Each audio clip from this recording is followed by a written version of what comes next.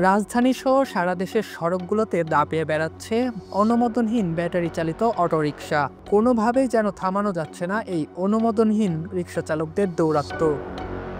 প্রতিদিন ব্যাটারি চালিত এসব যানবাহনে আহত হয়ে হাসপাতালে আসছেন অসংখ্য মানুষ। অনেকের স্থায়ী ঠিকানা হচ্ছে রাজধানীর আগারগাঁওয়ের জাতীয় অর্থোপেডিক হাসপাতাল ও পুনর্বাসন প্রতিষ্ঠান নিটোর। অটোতে যাওয়ার পথে আমাকে মাইকোতে আইসা মানে উল্টা পথে আইসা মেরে দিচ্ছে। আমি ছিলাম আমার রাইট পথে, ও উল্টা পথে আইসা আমাকে মেরে দিচ্ছে। এখন দ্বিতীয় অপারেশনের জন্য আমি এখানে রিং বসানোর জন্য আসছি আর কি। আমরা অ্যাক্সিডেন্ট করেছি। আমার আম্মা খুলনায় মেডিকেলে ভর্তি আছে, আর আমি তো কমরুতে ভর্তি। আমার আব্বার উন্নতের জায়গায় কেটে গেছিলো, জায়গায় 7টা 9টা সিলাই লাগিয়েছে। আমার আবার মাথায় কেটে গেলে ওই জায়গায় 8টা সিলাই লাগিয়েছে। দাদি মাজায় ব্যথা পাইছে।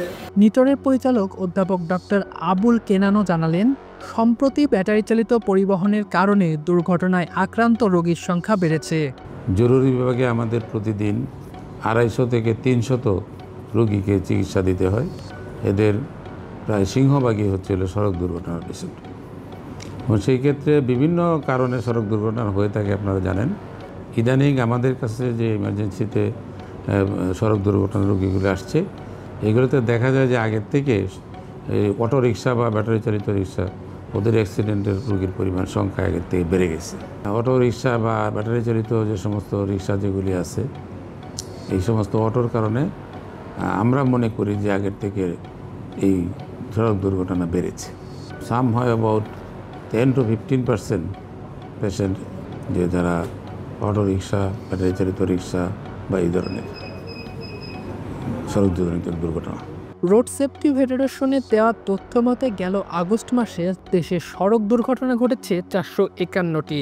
এতে নিহত হয়েছেন 428 জন। এর মধ্যে 3 হুইলার অর্থাৎ সিএনজি, অটোরিকশা, অটোভ্যান বা লেগুনার যাত্রী ছিলেন 97 জন।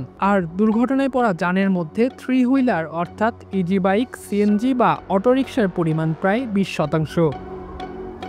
মাহিন আরাফাত, চর্চা, ঢাকা।